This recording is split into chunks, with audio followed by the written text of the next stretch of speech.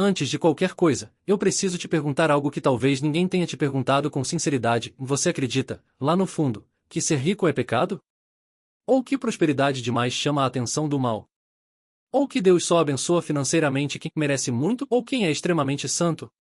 Se você já pensou assim, saiba, você não está sozinho. Milhares de cristãos foram ensinados a vida inteira que dinheiro é perigoso, que riqueza é um sinal de afastamento espiritual, e que prosperar demais é quase uma traição à fé. Mas a pergunta que realmente importa é a outra. O que a Bíblia realmente diz? O que Deus pensa sobre riqueza? E, principalmente, em ser rico é pecado? Hoje nós vamos esclarecer de uma vez por todas esse mito que tem travado a vida financeira de tantos cristãos sinceros. E talvez, ao final desse vídeo, você descubra que o problema nunca foi o dinheiro, mas sim a forma como você foi ensinado a olhar para ele. Para começar, precisamos entender uma verdade bíblica fundamental: o dinheiro não tem moral. Quem tem moral é quem o usa. A Bíblia nunca diz que a riqueza é má. Ela diz que o amor ao dinheiro é a raiz de todos os males. Existe uma diferença gigantesca entre ter dinheiro e ser escravo dele.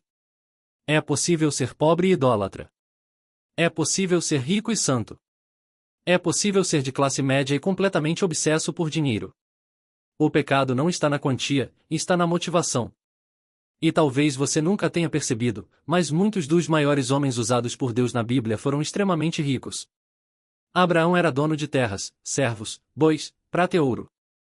Davi acumulou riquezas suficientes para construir o maior templo da história de Israel.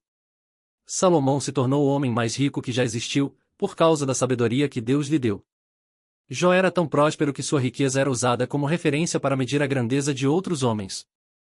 Se ser rico fosse pecado, por que Deus abençoaria com tanta riqueza pessoas que ele mesmo escolheu? A resposta é simples: em riqueza é uma ferramenta. Pecado é o coração que a usa. E Jesus? O que ele disse sobre riqueza? Ele alertou sobre o perigo de confiar nela. Ele disse que o rico encontra mais barreiras espirituais, não por causa do dinheiro, mas porque o coração humano facilmente transforma riquezas em ídolos. Jesus nunca condenou riqueza. Ele condenou o apego. Afinal, o jovem rico não foi embora triste porque tinha bens. Ele foi embora triste porque não conseguia abrir mão deles. O pecado estava no coração, não no patrimônio. E aqui começa a virada de entendimento. Riqueza não afasta ninguém de Deus. Mas apego, orgulho e idolatria afastam. O problema é que, por gerações, muitos cristãos foram ensinados que pobreza é sinal de humildade, e que prosperidade material é suspeita. Mas isso nunca foi bíblico. Pobreza pode ser fruto de opressão, injustiça, má gestão ou más escolhas, não de santidade. E riqueza pode ser fruto de trabalho, sabedoria e obediência, não de pecado. Então por que tantos cristãos acreditam que prosperar é errado?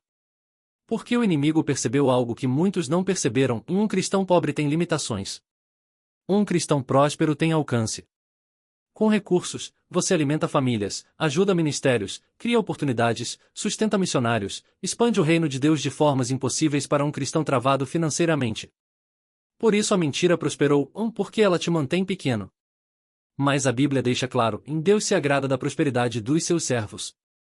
Não de uma prosperidade vaidosa, mas de uma prosperidade que flui da obediência, da sabedoria e da boa administração.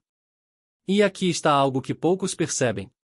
A Bíblia não só permite prosperidade, ela ensina como alcançá-la. Ela ensina a trabalhar com diligência, a evitar dívidas, a poupar, a investir, a ser generoso, a buscar sabedoria antes de buscar resultados. São princípios espirituais que produzem resultados naturais. Por que Deus faria isso se a riqueza fosse pecado? Mas então, onde exatamente está o pecado? Está quando o dinheiro se torna motivo de orgulho, fonte de identidade, justificativa para oprimir, segurança falsa, substituto de Deus. Quando a pessoa deixa de possuir o dinheiro e passa a ser possuída por ele. Por isso Jesus disse: e não podeis servir a Deus e às riquezas. Ele não disse que você não pode tê-las. Disse apenas que não pode servi-las. O cristão não foi chamado para desprezar o dinheiro. Foi chamado para dominá-lo, administrá-lo e colocá-lo sob a autoridade de Deus. E talvez este seja o ponto mais importante para você refletir hoje. Quanto das suas crenças sobre riqueza veio da Bíblia? E quanto veio da tradição, da cultura ou do medo? Porque muitos cristãos vivem a vida inteira esperando que Deus os prospere, mas acreditando, lá no fundo, que prosperidade é perigosa. Como Deus abençoaria alguém que está com medo da própria bênção? É como orar pedindo chuva, mas abrir um guarda-chuva na mesma hora. Deus prospera quem está alinhado com a vontade dele, e não quem vê prosperidade como ameaça espiritual. Agora que você entendeu o fundamento, vamos mais fundo. Quais são os sinais de que a riqueza se tornou ídolo? E quais são os sinais de que ela se tornou ferramenta divina? É sobre isso que vamos falar no próximo bloco. Mas antes de continuarmos, se este vídeo está abrindo sua mente e libertando você de crenças que te limitaram financeiramente por anos, faça duas coisas agora. Primeiro, inscreva-se no canal Bíblia e Prosperidade, porque aqui revelamos, sem distorções, o que a palavra realmente diz sobre dinheiro, riqueza e propósito. Segundo, escreva nos comentários: "E meu coração pertence a Deus, não ao dinheiro." Essa declaração alinha sua fé antes de alinharmos suas finanças. Agora que você já entendeu que riqueza não é pecado, precisamos aprofundar o ponto crucial: como saber se o dinheiro está sendo usado de forma bíblica ou pecaminosa.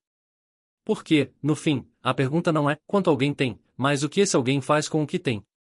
A Bíblia apresenta sinais claros de quando a riqueza é uma bênção, e sinais de quando ela se torna uma maldição. E o mais curioso é que esses sinais não têm nada a ver com números, mas com atitudes. Vamos começar pelos sinais de quem transformou o dinheiro em um ídolo, mesmo sem perceber. O primeiro sinal é quando o dinheiro se torna fonte de identidade. A pessoa já não se vê como filho de Deus, mas como o que ela possui. Se perde, desmorona. Se ganha, se sente superior. Ela confunde valor pessoal com valor financeiro. Esse é o coração que Jesus advertiu. Não o coração que administra, mas o coração que se apoia naquilo que tem. O segundo sinal é quando o dinheiro determina decisões mais do que Deus. Quando a pessoa aceita empregos, sociedades, negócios ou relacionamentos apenas pelo retorno, e não pela direção divina. Ela consulta números antes de consultar o Senhor. Ela calcula, planeja, arrisca, mas não ora. E é assim que muitos se desviam lentamente sem perceber, e não por rejeitarem Deus, mas por deixarem de colocá-lo no centro das escolhas. O terceiro sinal é quando a pessoa se torna menos generosa conforme enriquece. Isso é impressionante, e na Bíblia, quanto mais alguém prosperava, mais generoso se tornava. Hoje, muitos fazem o contrário. Começam abençoando outros, mas quando as responsabilidades aumentam, se tornam mais fechados, mais calculistas, mais receosos. Mas a generosidade sempre foi termômetro da saúde espiritual. E o quarto sinal é quando o dinheiro rouba a paz. Porque o dinheiro é excelente servo, mas péssimo senhor. Quem serve ao dinheiro vive ansioso, em medo de perder, medo de não ter o suficiente, medo do futuro, medo da competição. Mas quem o usa como ferramenta vive em paz, porque sabe que sua segurança não está no que ganha, mas em quem o sustenta. Agora vamos para o lado oposto. Quais são os sinais de que você usa a riqueza de forma bíblica? Que você próspera sem pecado, sem culpa e com propósito. O primeiro sinal é quando sua prosperidade glorifica a Deus. Isso acontece quando o que você conquista não te afasta da presença dele, mas te aproxima. Quando seus recursos ampliam sua capacidade de servir, abençoar e construir. Quando sua vida financeira se torna testemunho de boa administração e honra. O segundo sinal é quando você administra, não idólatra. O cristão saudável entende: "E não sou dono, sou mordomo." E mordomos sempre perguntam ao dono: "Senhor, o que quer que eu faça com isso?" Essa postura muda tudo. Ela tira o orgulho, tira o medo, tira a pressão. A administração é liberdade, idolatria é escravidão. O terceiro sinal é quando a prosperidade amplia seu impacto. Veja Boaz, a riqueza dele permitiu que ele restaurasse a dignidade de Ruth, preservasse uma família inteira e entrasse na genealogia de Jesus. Veja José, em sua administração salvou nações inteiras. Veja o Novo Testamento, e mulheres ricas sustentaram o ministério de Jesus. A pergunta é: em quem está sendo beneficiado pela sua prosperidade? Se a resposta for apenas "eu", você ainda está no início da jornada.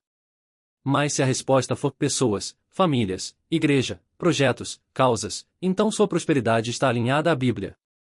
O quarto sinal é quando você vive com equilíbrio. Nem acumulando compulsivamente, nem gastando irresponsavelmente. Provérbios ensina moderação. Jesus ensinou mordomia. Paulo ensinou contentamento. O equilíbrio financeiro é a prova de que o coração está firme, nem nas riquezas, nem na pobreza, mas em Deus. E por fim, o quinto sinal, quando a riqueza não substitui a fé. Quando, mesmo tendo dinheiro, você depende de Deus. Quando, mesmo tendo reserva, você ora. Quando, mesmo tendo estabilidade, você busca direção. Esse é o coração que Deus prospera sem limites, o coração que sabe que Ele é a fonte. Agora que você viu ambos os lados, é hora de responder definitivamente. Ser rico é pecado? Não. O pecado é colocar o coração na riqueza. O pecado é amar o dinheiro mais do que a Deus. O pecado é confiar no saldo da conta em vez de confiar no Senhor. O pecado é viver para acumular em vez de viver para cumprir propósito. Ser rico não é pecado, ser escravo da riqueza, sim. E talvez agora você esteja percebendo algo muito importante. Você nunca precisou escolher entre fé e prosperidade. Você só precisava aprender a unir as duas. Porque o cristão mais perigoso para o inferno é aquele que tem fé firme e recursos para agir. Agora que você sabe que prosperar não é errado, apenas precisa alinhar sua mente e seu coração com o que Deus diz, não com o que o medo diz, não com o que a tradição diz, não com o que pessoas limitadas dizem. A partir de hoje, sempre que o pensamento ser rico é pecado tentar entrar na sua mente, declare: a minha riqueza serve a Deus. Meu coração pertence a Ele. Antes de encerrarmos, eu quero que você faça duas coisas agora. Primeiro, inscreva-se no canal Bíblia e Prosperidade, porque aqui nós restauramos a visão bíblica sobre dinheiro que durante anos foi distorcida. Segundo, escreva nos comentários: eu escolho prosperar com propósito. Essa declaração é profética, ela alinha sua mente, sua fé e suas finanças. A prosperidade bíblica não é arrogância, não é ambição, não é idolatria. É responsabilidade, propósito e obediência. E quando você entende isso, o céu se torna o limite.